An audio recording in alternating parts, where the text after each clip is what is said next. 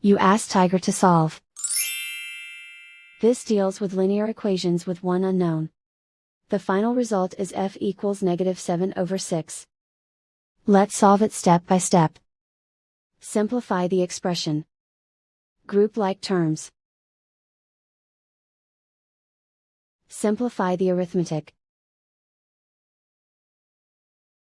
Group all constants on the right side of the equation. Subtract 7 from both sides. Simplify the arithmetic.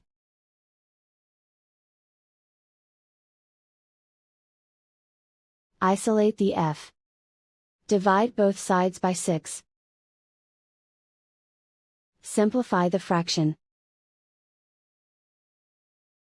And so the final result is f equals -7/6.